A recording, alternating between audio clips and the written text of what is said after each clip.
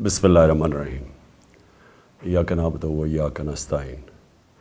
میرے پاکستانیوں، میں جو آپ سے بات کرنا چاہتا ہوں آج، سب سے پہلے میں اس قوم کو یاد کرانا چاہتا ہوں کہ یہ کسی مقصد کے لیے پاکستان بنا تھا، کیونکہ ہم پہلی جنریشنز تھے جو اس ملک میں بڑے ہوئے۔ ہمارے ماں باپ، ہمارے بڑا جنریشن، وہ ایک غلام ہندوستان میں بڑے ہوئے تھے۔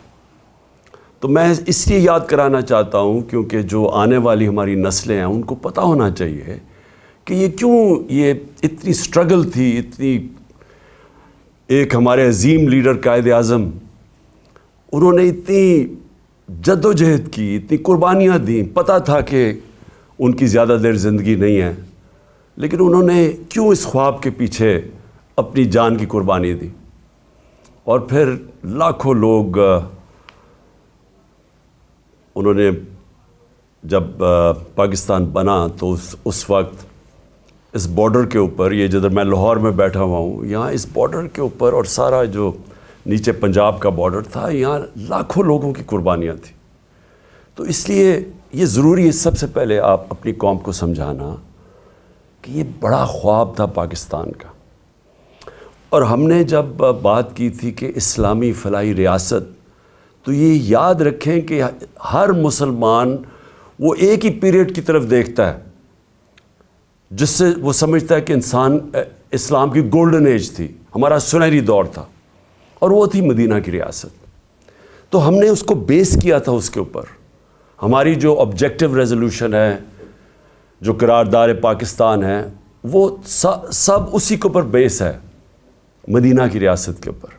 مثالی اسلامی فلاحی ریاست دنیا کے ملکوں میں پہلے بھی کہہ بیٹھا ہوں، خوشیاں بری مسلمانوں کے اندر کہ ایک ایسی ریاست بن رہی ہے جو کہ اسلام کے نام پہ ہے، کیونکہ کوئی اور ریاست اسلام کے نام پہ نہیں بنی سوائے پاکستان کے۔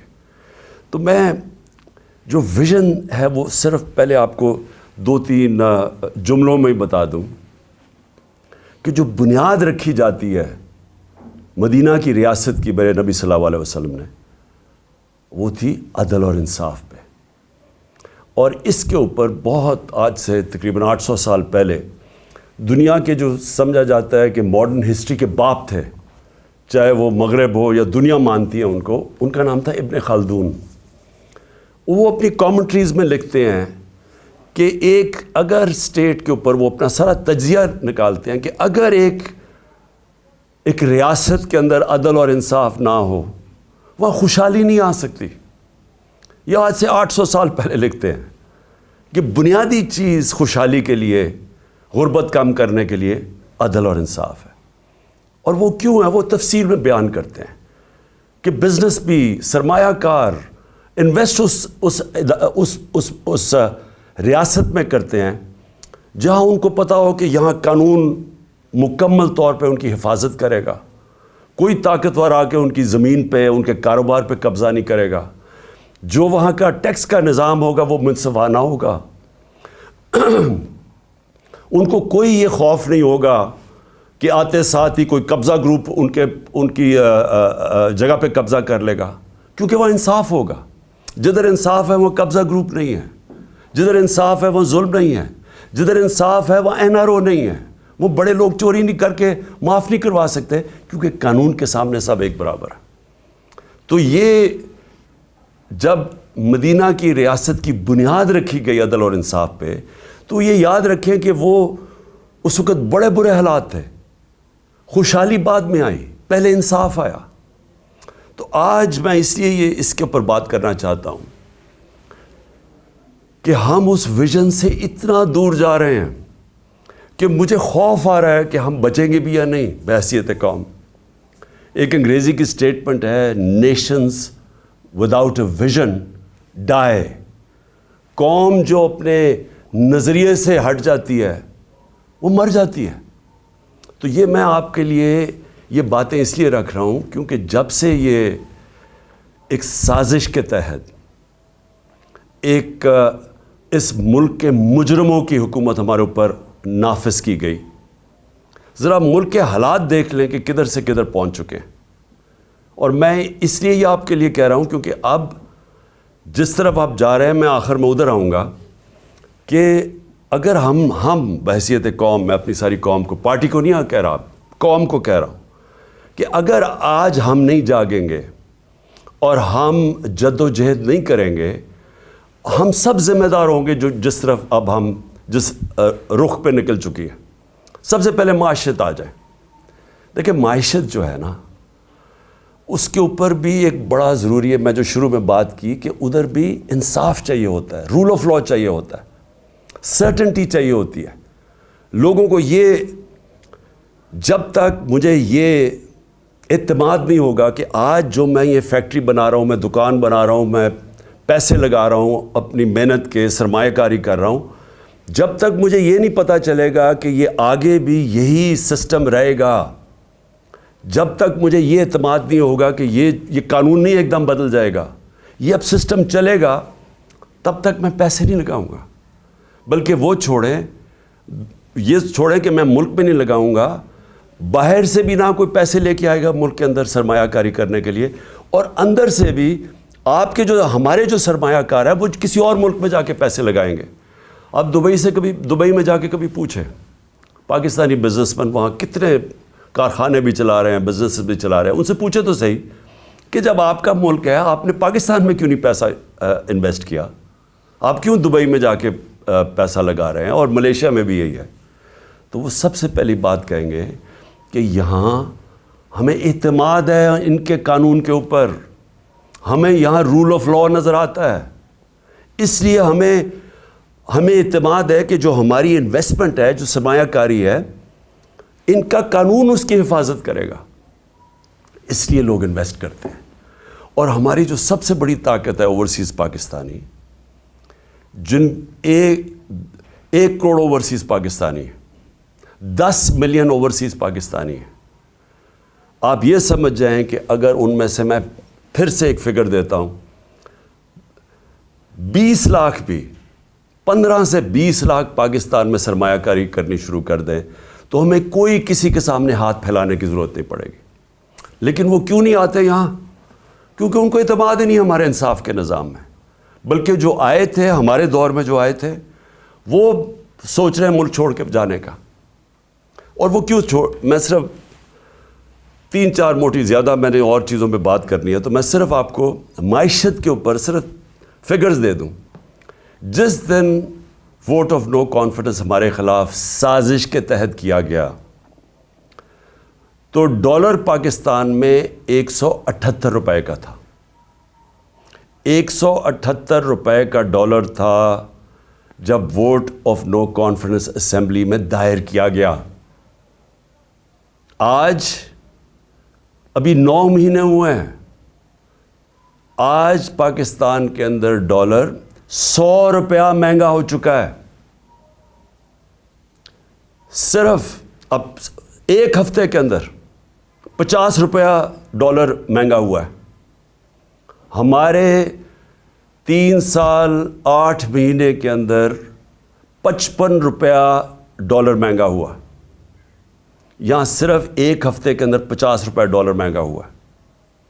میں کیوں ڈالر کا آپ کو بتا رہا ہوں کہ اس کے بہت بڑے اب آگے جا کے اس کے اثرات پڑنے لگے ہیں عام لوگوں کے اوپر۔ آپ جو سن رہے ہیں، آپ سب کے اوپر اب اس کے اثرات آنے لگے ہیں کہ یہ آ چکے ہیں، مہنگائی آ چکی ہے۔ ابھی بھی جو مہنگائی ہے 50 سال میں پاکستان کی تاریخ میں سب سے زیادہ مہنگائی ہے۔ اس وقت جو عام انسان چیزیں خریدتا ہے، سب سے جو بنیادی چیز ہے وہ آٹا ہے، وہ 60 روپے کلو سے پہنچ گیا ہے 150 روپے پہ۔ یہ عام آدمی کھاتا ہے۔ اس کے علاوہ گھی کدھر سے کدھر گیا ہے، اور جو لوگ بجلی استعمال کرتے ہیں، گیس کرتے ہیں، یہ سب مہنگی ہوئیں اور مزید اور مہنگی ہونے جا رہی ہیں۔ جیسے جیسے روپیہ گرے گا، جو چیز ہم باہر سے خریدتے ہیں، جس میں جدھر بھی امپورٹ شامل ہے، وہ سب مہنگی ہوتی جا رہی ہیں اور ہوں گی آگے جا کے۔ تو اس کے ابھی پورے اثرات آئے نہیں ہیں، آنے والے ہیں۔ تو یہ کیسے کون سی قیامت آئی تھی کہ پاکستان کے اندر اس طرح کی معیشت ڈوبنے کے اوپر کھڑی ہے؟ کیا ہوا ہے؟ تیل کا ہی کہتے ہیں نا اصل تو اثر. ہم تیل امپورٹ کرتے ہیں, تیل جب مہنگا ہوتا ہے, بجلی مہنگی, اس کا سارا اثر پڑ جاتا ہے ٹرانسپورٹ پہ, ہر چیز پہ, اور جب وہ ہر انسان کو افیکٹ کرتی ہے. تو تیل پھر سے میں بتا دوں کہ ہمارے دور میں $110 سے $115 بیرل پہ گیا تھا. آج پہلے کوئی $75 پہ چلا گیا تھا, نیچے گر کے اب کوئی $85 کے اوپر تیل ہے بیرل. تو کس وجہ سے یہ ایک دم یہ جو طوفان آ گیا مہنگائی کا, اور ہر چیز مہنگی اور روپے پہ پریشر. آج پاکستان کے ریزروز ادھر پہنچ گئے ہیں جدھر ہم نے جب ایٹمی دھماکہ کیا تھا تو اس سے بھی نیچے پہنچ گئے ہیں.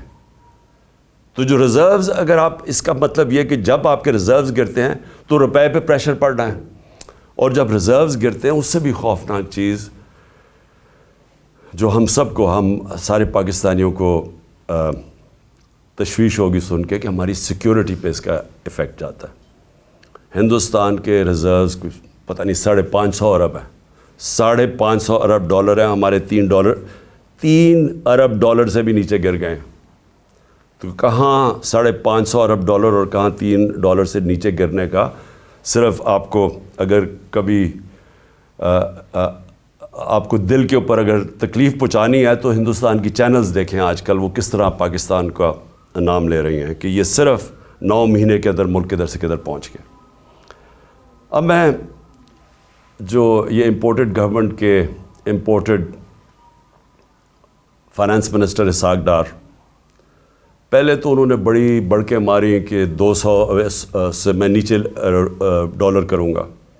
پھر IMF کو انہوں نے دھمکیاں دی, پھر موڈیز جو ریٹنگ ایجنسیز ہے اس کو دھمکیاں دی, اور آج اپنے گھٹنے ٹیک لیے ہیں, اور آج کہہ رہے ہیں کہ جی کرتا تو سب کچھ اللہ ہے,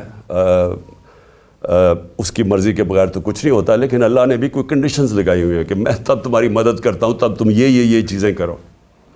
اور اس کے بعد خیرات کے اوپر آ گئے ہیں کہ خیراتی اداروں کو کہیں گے کہ وہ آ کے مدد کریں پاکستان کی.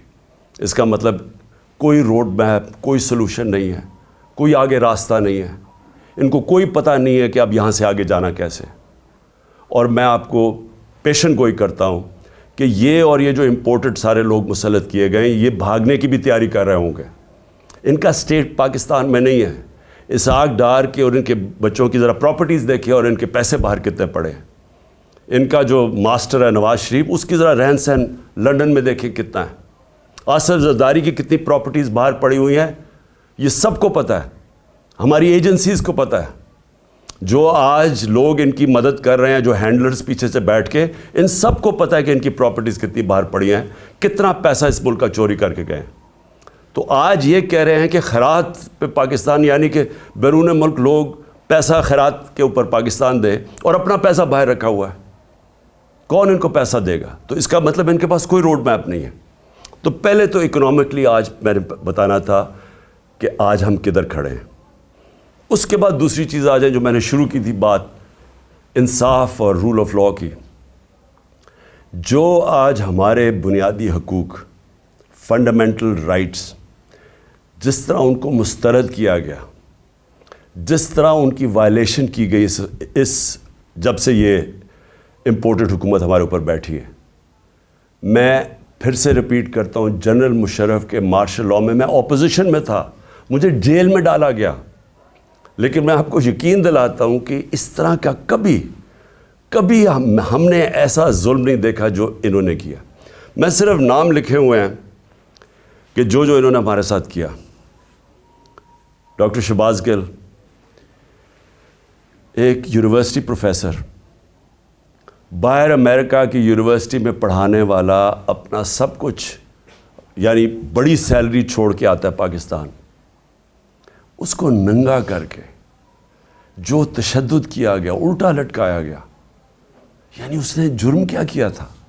کوئی ہمیں بتائے جرم کیا کیا تھا اس نے. اور مجھے افسوس سے کہنا پڑتا ہے کہ ہمارے انصاف کے نظام نے اس کے فنڈامنٹل رائٹس کی حفاظت نہیں کی. اس کے اوپر مزید اور کیسز کر دیے گئے.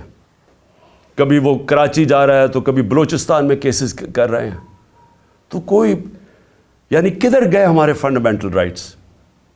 کون سے ملک کے اندر جو اپنے آپ کو جمہوریت کہتا ہے وہاں لوگوں سے ایسے ہوتا ہے جو اس سے ہوا؟ ابھی تک وہ ریکور نہیں کیا شہباز گل. ابھی تک جس طرح اس کے اوپر تشدد کیا گیا, ابھی تک اس کا اثرات اس کے اوپر ہے. کوئی اس کو انصاف ملنے کی آس پاس سے کوئی نظر نہیں آ رہا, بلکہ ابھی بھی کیسز بھگت رہا ہے وہ. اور ایک آدمی جو ملک کی مدد کرنے آیا تھا, اپنی سے بڑا آئیڈیلزم لے کے آیا تھا, وہ پیسے خرچ کر رہے وکیلوں کے اوپر, اپنے کیسز کے اوپر. میں اس کی اس لیے مثال دے رہا ہوں کیونکہ شاید ملک کے غدار ہوں, کوئی دہشت گرد ہوں, تو شاید ان کو تو ایسے ٹریٹ کرتے ہوں, لیکن ایک پولیٹیکل آدمی, ایک سٹیٹمنٹ کے اوپر اس کے اوپر یہ ظلم کیا گیا. پھر جو اے آر وائی کا جو اس وقت جو ٹی وی چینل کا اس بیچارے کا جو نیوز ایڈیٹر ہے, اس کا کوئی کام ہی نہیں تھا, اس کو رات کے 3 بجے اٹھا کے لے گئے. مجھے یہ ایک نہیں سمجھ آتی کہ رات کے 3 بجے کیوں اٹھانے آتے ہیں, کیوں یہ کیا ایک مہذب معاشرے میں ایک وارنٹ نکلتی ہے, آپ گھر پہ جا کے وارنٹ ڈیلیور کریں اور آپ اٹھا لیں ان کو. لیکن صبح کے 3 بجے جا کے سارے گھر میں اندر دروازے توڑ کے اندر گھس جاتے ہیں, وہاں جا کے ان کی عورتیں ہیں, بچے ہیں, ان کے سامنے یہ ظلم کر رہے ہیں. یہ جو اے آر وائی کے جو نیوز ایڈیٹر, ان کے بچوں کے اوپر ابھی تک اثر رہا ہے کہ جو انہوں نے اس طرح کیا. 25 مئی کو جو انہوں نے ہمارے ساتھ کیا, 25 مئی کو لوگوں کے گھروں میں گھسے, 3 بجے تک رات کے لوگوں کے گھروں میں گئے, وہاں اسی طرح دروازے توڑ کے گئے. ایک جو میجر صاحب تھے, ان کے گھر میں جب دروازہ توڑ کے گئے تو انہوں نے گولی چلائی. کسی کو کیا پتا کہ ڈاکو آ گیا, کون آ گیا رات کو, تو وہ بیچارہ سپاہی بیچارہ ایسے مارا گیا بیچ میں. ذمہ داری ان کی تھی جنہوں نے آرڈر کیا, اور اس کو اٹھا کے لے گئے, اور اس کو پھر اس کے اوپر تشدد کیا. اس کے بیٹا, اس کا کوئی قصور ہی نہیں تھا. وہ کہہ رہے ہیں میجر صاحب کہ میں نے گولی چلائی ہے. اس کے بیٹے کو لے گئے, اور اس جو بیٹے کے اوپر تشدد کیا, کتنے مہینے رکھ کے, کدھر گئے فنڈامنٹل رائٹس. اور اس کے بعد اعظم سواتی سینیٹر, باہر پیسے اس نے جا کے پیٹرول پمپ کے اوپر امریکہ میں کام جھاڑو دے کے اپنی بزنس بنائی, پیسہ بنایا, اور وہی آئیڈیلزم لے کے وہ پیسہ سب اپنا پاکستان بھی لے, پاکستان بھی آ گئے, سینیٹر بن گئے. ایک ٹویٹ کے اوپر, اور ٹویٹ اتنی سچی ٹویٹ ہے کہ باجوہ کو کہہ رہے ہیں کہ آپ نے NRO2 دیا, ساری قوم کہتی ہے اس نے دیا, اس میں تو کوئی شک نہیں ہے. اس کے اوپر جو تشدد کیا گیا, بچوں کے پوتے اور پوتیوں کے سامنے صبح کے 3 بجے گھس کے اس کو پہلے مارا, پھر حوالے کیا گیا نامعلوم افراد کے جن کا نام بھی انہوں نے لیا ہے, اور ان کو اس کے اوپر ننگا کر کے پھر تشدد کیا. پھر ایک گندی ویڈیو بنا کے بیوی کو گھر دے دی, بیوی اور بیٹی کو. یعنی یہ کون سی بنانا ریپبلک میں, کدھر گئے فنڈامنٹل رائٹس. پھر آگے آ جائیں, فواد چودھری پھر صبح کے 3-4 بجے پہنچ گئے گھر, ادھر سے پھر اٹھایا, ہتھکڑیاں لگائیں, اوپر کپڑا, یعنی یہ کوئی دہشت گرد تھا کیا تھا. اس کو پھر پھرایا چاروں طرف, اور جو اس سے کیا, چھوٹی بیٹیاں وہ ٹراماٹائزڈ, بیٹیوں کے اوپر اثرات ابھی تک. پھر شندانہ گلزار, کیا اس نے شندانہ نے کیا کہ اس کو دہشت گرد بنا دیا. یہ جمہوریت ہے, آپ اگر کوئی بیان دیتا ہے اس کو مسترد کر دیں. یہ کیسے ہو گیا کہ اس کے بیان کے اوپر اس کو دہشت گرد بنا دیا, اس کے اوپر کیس کر دیا دہشت گردی کا. پھر شیخ رشید کو پہلے, اور فواد چودھری کو ہائی کورٹ 4 دفعہ ہائی کورٹ نے آئی جی کو کہا کہ میرے سامنے فواد کو لے کے آؤ. آئی جی نے کوئی پرواہ نہیں کی, کہیں اور سے آرڈر مل رہے تھے, کوئی فکر نہیں کی انہوں نے. اور پھر شیخ رشید بیل دے دیتی ہے عدالت, اسلام آباد ہائی کورٹ, اور کیسز ڈال کے اس کے اوپر کیسز پہ کیسز بنائی جا رہے ہیں, اور اس کو رکھا ہوا ہے. ایک کتنی دفعہ شیخ رشید منسٹر بن چکے ہیں, عمر ان کی 75 سال ہے, رات کو ہتھکڑیاں باندھ کے ان کو کمرے میں رکھا ہے, ان کے اوپر کپڑا ڈالا رکھا ہے. یعنی یہ میں اپنے انصاف کے نظام کو آج پوچھ رہا ہوں, کدھر گئے ہمارے فنڈامنٹل رائٹس.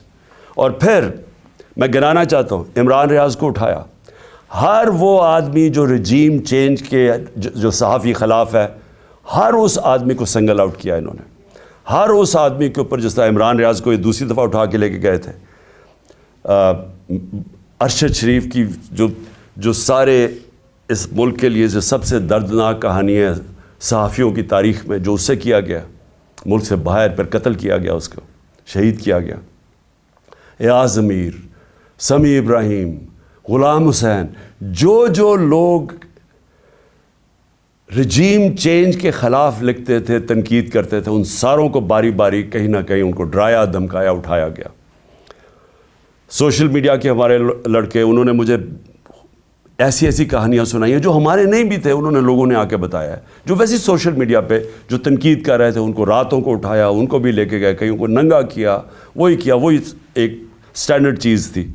خالد گجر ہمارے ایم این اے کے کینڈیڈیٹ ہیں، ان کے بھائی شبیر گجر ایم پی اے رہ چکے ہیں. کل رات ان کے اوپر پولیس پہنچ کے ان کے گاؤں کے اوپر سراؤنڈ کر دیا، گاڑیاں توڑی وہاں.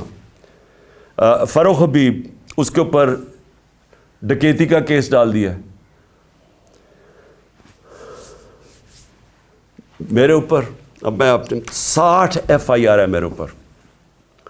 اور جو سب سے حیران کن چیز یہ ہے کہ اگر میں ایکس پرائم منسٹر ہوں، اپنی ایف آئی آر نہیں کٹوا سکا، اور اس کے بعد جو جے آئی ٹی بنی تھی، جو چیزیں نکال رہی تھی، جس میں واضح ہو گیا کہ اور وہ لوگ شامل تھے جن کو میں نے 3 نام جو نامزد کیے تھے کہ جو ایف آئی آر میں، وہ واضح ہو گیا کہ وہ اس کے پیچھے ہیں. نہ وہ، پھر سے میں کہتا ہوں کہ جو ڈی پی او گجرات، نہ وہ اپنا فون دینے کے لیے تیار تھا، اس کو بھی کہیں سے حکم آ رہا تھا. نہ سی ٹی ڈی کے اندر وہ جو ایس پی تھا، نہ وہ تیار تھا اپنا فون، جس میں اس نے وہ جو دوسری ویڈیو بنائی تھی، وہ جو شوٹر تھا نوید یا ندیم، نہ انہوں نے دیا، نہ انہوں نے کوآپریٹ کیا. لیکن جو رپورٹ درج کروائی گئی عدالت نے، جے آئی ٹی نے عدالت میں جو رپورٹ درج کروائی، اس کے اندر یہ چیز واضح ہو گئی کہ 3 شوٹر تھے، ایک نہیں تھا، تو دینی انتہا پسند کا سارا ختم ہو گیا کیس. لیکن جو سی ٹی ڈی کے اندر جب اس کو نوید کو اٹھا کے سی ٹی ڈی لے کے گئی، تو وہاں 5 نامعلوم افراد تھے. کیا کام تھا ان کو سی ٹی ڈی میں؟ تو کیا اگر کسی میں کوئی شک ہے تو اب یہ شک ہٹ جانا چاہیے کہ یہ جن لوگوں نے کروایا تھا ان کا کام میری حفاظت کرنا تھا، انہوں نے یہ کروایا سب کچھ، اور اس لیے وہ کور اپ کر رہے ہیں. کیئر ٹیکر گورنمنٹ کیسے ہو سکتی ہے کہ جے آئی ٹی کی جو پنجاب گورنمنٹ نے نوٹیفائی کی ہوئی جے آئی ٹی، اس کو بند کر دیا، اس کا کام نہیں کرنے دے رہا ہے؟ کس چیز کا خوف ہے؟ کیونکہ طاقتور لوگوں نے اپنا فیصلہ کیا ہوا ہے کہ اگر وہ قانون کے اوپر ہیں، یہ ہے. اور پھر میں واپس جاتا ہوں کہ یہ سارے جو میں نے آپ کو کیسز اس لیے بتا رہا ہوں کہ یہاں رول آف لاء نہیں ہے، یا انصاف ختم کر دیا ہے، یا جنگل کے قانون کی طرف نکل گیا پاکستان. اور کوئی ملک جدھر انصاف اور رول آف لاء نہیں ہے، وہاں خوشحالی نہیں آ سکتی. یہ ہم اندھیرے کی طرف لے کے جا رہے ہیں. اور یہ مزید جتنی یہ اور کوششیں کر رہے ہیں، جتنا ہمیں ڈرانے دھمکانے کی، یہ صرف ثابت کر رہے ہیں کہ اس ملک میں مائٹ از رائٹ ہے، جس کی لاٹھی اس کی بھینس، کہ کوئی انصاف نہیں ہے کمزور کو. یہ ثابت کر رہے ہیں کہ یہ جو لوگ اوپر بٹھائے ہوئے ہیں ہمارے، ان کا صرف مقصد یہ ایک ہے کہ کسی نہ کسی طرح اپوزیشن کو ڈرا دھمکا کے ختم کرو، تاکہ یہ ختم ہو جائے. تو پھر وہ جو میں جس کا نام 12th مین بھی رکھا ہوا ہے، وہ لڑنے سے بھاگا آئے. جب وہ سمجھ جائے کہ اب گراؤنڈ تیار ہو گئی ہے، تو تب وہ آ کے الیکشن جیت کے تو کہے جی دیکھیں بہت بڑا مارکا مارا. یہ صرف گیم پلان ہے.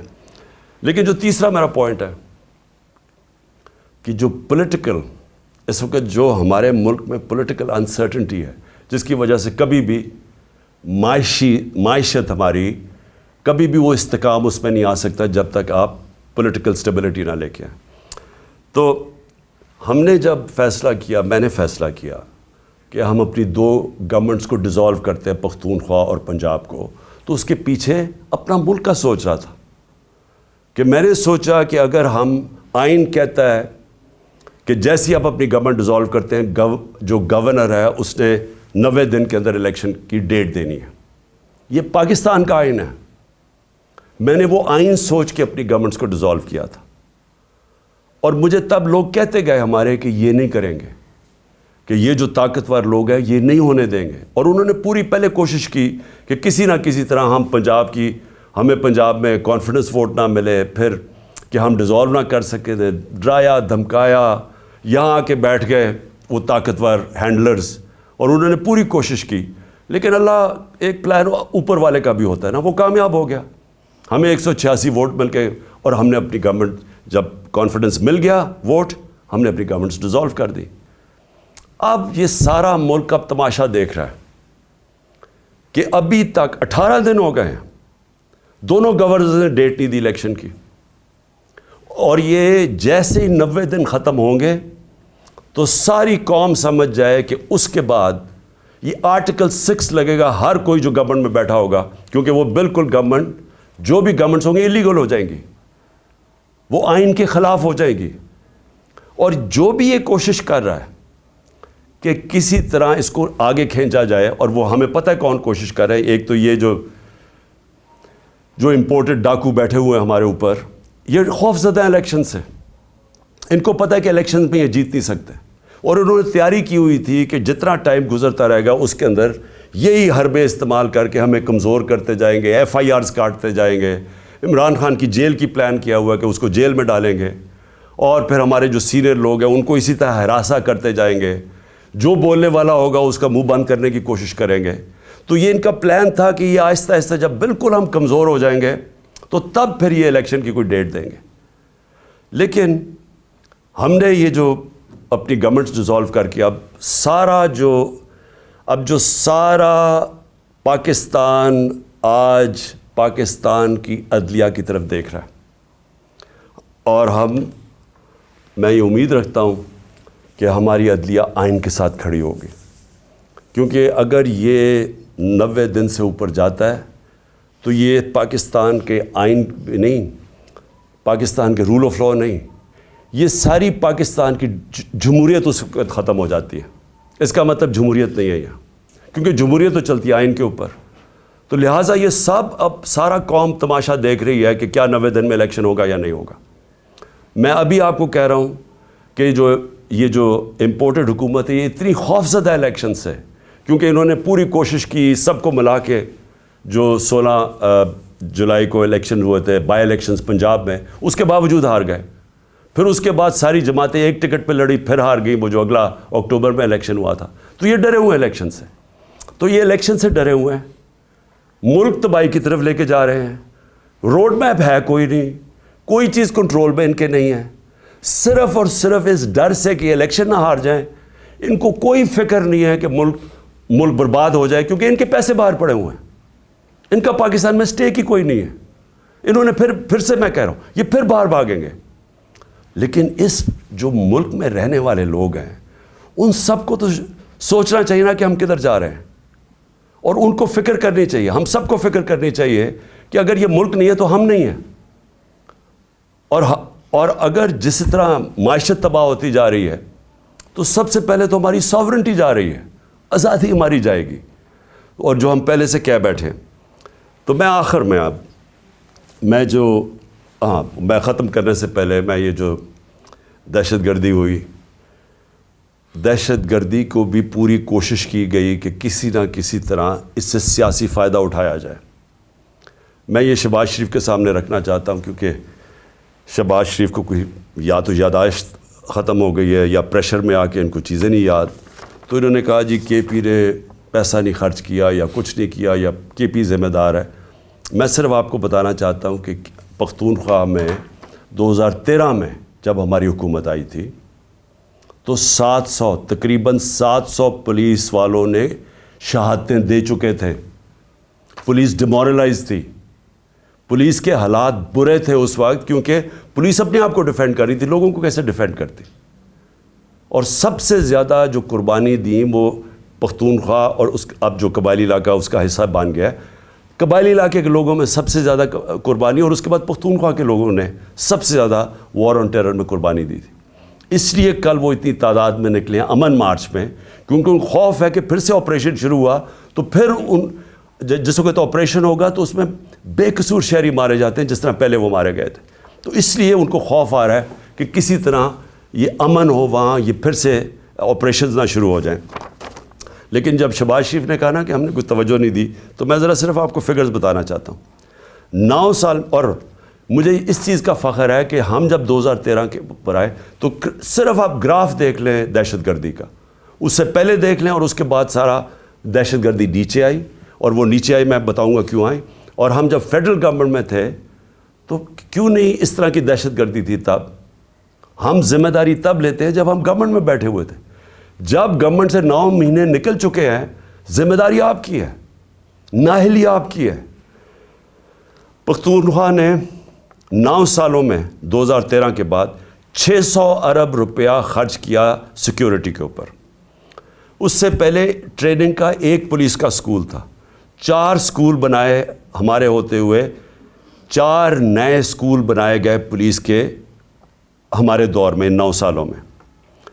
اس سے سب سے امپورٹنٹ چیز کہ ایلیٹ ٹریننگ سکول بنایا نوشہرہ میں کہ ایلیٹ پولیس اس کی ٹریننگ کی جائے. اسپیشل کامبیٹ فورس بنائی گئی جس کا صرف مقصد تھا کہ دہشت گردی کے لیے ان کو ٹرین کیا جائے. اس کی وجہ سے دہشت گردی نیچے آئی. پھر شہباز شریف نے کوئی کہا کہ جی فورینزک DNA کی لیبارٹری نہیں بنی. 2017 میں خیبر میڈیکل کالج میں DNA کی لیبارٹری بنائی گئی. تو میں یہ جو جھوٹ بولے گئے وہ ختم کرنا چاہتا ہوں. پھر اس نے کہا کہ فاٹا کا جو بجٹ ہے اس میں سارے صوبے کنٹریبیوٹ کر رہے تھے. جب فاٹا کا مرجر ہوا تو سب نے فیصلہ کیا کہ ہاں ہم پیسے دیں گے تاکہ فاٹا جب حصہ بنا پختونخوا کا تو اس کو آرام سے ابزارب کرنے کے لیے یہ فیصلہ ہوا تھا. میں آپ کو صرف 2 صوبوں نے پیسے دیے تھے. وہ جو کمٹمنٹ کی تھی کہ 4 صوبے اپنے NFC ایوارڈ سے پیسے دیں گے، صرف 2 صوبوں نے دی. پختونخوا نے خود دیے اور دوسرا پنجاب نے دیا. باقی 2 صوبوں سے پیسہ نہیں آیا ہوا. اور جب ہمارے دور میں ہم نے 55 ارب روپیہ ہر سال ہم نے ایلوکیٹ کیا تھا فاٹا کے لیے تاکہ وہاں ڈیولپمنٹ ہو اور وہ مرج کر جائے آرام سے. جب سے PDM آئی ہے 55 ارب سے صرف 5 ارب روپیہ دیا گیا ہے پختونخوا کی حکومت میں. تو میں یہ صرف کریکٹ کرنا چاہتا تھا کہ یہ ذرا جھوٹ بولے گئے تھے. آخر میں جی دیکھیں، میں یہ آخر میں بات کرنا چاہتا ہوں کہ پلان تو ان کا بہت واضح ہے. یہ جو کرپٹ امپورٹڈ حکومت ہمارے پہ مسلط کی گئی ہے اور ان کے پیچھے جو ہینڈلرز ہیں ان کے، پلان تو یہ ہے کہ کمزور کر کے تحریک انصاف کو ڈرا دھمکا کے لوگوں کو کیسز کروا کے، اور پھر بالکل جب یہ کمزور ہو جائے اور پھر الیکشن کمیشن ان کے ساتھ ملی ہوئی ہے، وہ ہر قسم کی مدد کر رہی ہے ان کی الیکشن کی، اور پھر کیئر ٹیکر گورنمنٹس ایسی لے آئیں. میں پھر سے ریپیٹ کرتا ہوں کہ اس ملک کی تاریخ میں کیئر ٹیکر گورنمنٹ کا ایسا مذاق نہیں اڑا جو یہ اب اڑا ہے. یہ ایسی کیئر ٹیکر گورنمنٹس بنائی ہیں کہ ہمارے جو سب سے ہمارے خلاف پولیس والے تھے اور بیوروکریٹس تھے ان کو ہمارے اوپر مسلط کیا گیا. وہ لوگ جو سارے ہمارے اینٹی تھے، یعنی اتنی بھی شرم نہیں آئی کہ 2-3 ہی کوئی ہوتے جو کہ نیوٹرل ہوتے. میں پرو بھی نہیں کہہ رہا، نیوٹرل ہوتے. سارے اینٹی لوگوں کو بٹھا کے 2 گورنمنٹس میں لے آئے. الیکشن کمیشن بھی ان کی، کیئر ٹیکر گورنمنٹس بھی ان کی، پیچھے سے جو مدد بھی ان کی آ رہی ہے، اور اس کے بعد کیسز کروا کے اور جیلوں میں ڈال ڈول کے تو پھر یہ الیکشن کا پلان بنا ہوا ہے. ہم نے جب 25 مئی کو جب ہمارے پر تشدد ہوا تو اگر اس وقت ہم فیصلہ کر دیتا، میں فیصلہ کر دیتا جو ہم نے پلان بنایا تھا دھرنا دینے کا، مجھے پتہ تھا کہ اگلے دن خون خرابہ ہونا ہے، کیونکہ انہوں نے اتنا ظلم کیا تھا لوگوں کے اوپر کہ وہاں غصہ تھا. ہم سارے ہمارے ورکرز میں سب میں غصہ تھا، اور مجھے پورا یقین تھا کہ اگلے دن کلیش ہونا ہے اور خون خرابہ ہونا اور انتشار پھیلنا ہے. میں نے وہ کال آف کر دی. جو لانگ مارچ تھی 25 کی صبح کو کال آف کر دی، 26 کی صبح کو. پھر 26 نومبر کو جب لاکھوں لوگ اس پنڈی پہ پہنچے اور ہم نے فیصلہ کیا ہوا تھا کہ ہم ادھر سے پھر اسلام آباد جائیں گے، پھر جب میں نے دیکھا کہ جتنی تعداد لوگوں کی تھی اگر وہ اسلام آباد چلتے تو وہاں پھر کلیشز ہونے تھے, انتشار ہونا تھا, اور پھر ہمیں خوف تھا کہ کلیشز ہونے تھے اور اس کی وجہ سے ملک میں انتشار پھیلا. وہ پھر کال آف کر دی اور فیصلہ کیا اپنی گورنمنٹس کرانے کا. اب ہمارے پاس دو راستے ہیں. جو یہ کر رہے ہیں ملک گیر, ہم سٹرائکس, پہیا جام, ڈیمونسٹریشنز, یہ راستہ ہے. یہ بھی ویسے جمہوریت کا راستہ ہے, لیکن معیشت کا اتنا برا حال ہے کہ اگر ہم اس راستے پہ نکل گئے تو مزید اور نیچے جائے گا. اس لیے میں آج اپنے سارے ورکرز کو, پاکستانی قوم کو, آج سب کو کہتا ہوں کہ تیاری کر لیں. ہم نے جیل بھرو تحریک کرنی ہے. انہوں نے ہمارے اوپر اب اسی طرح کا تشدد کیا.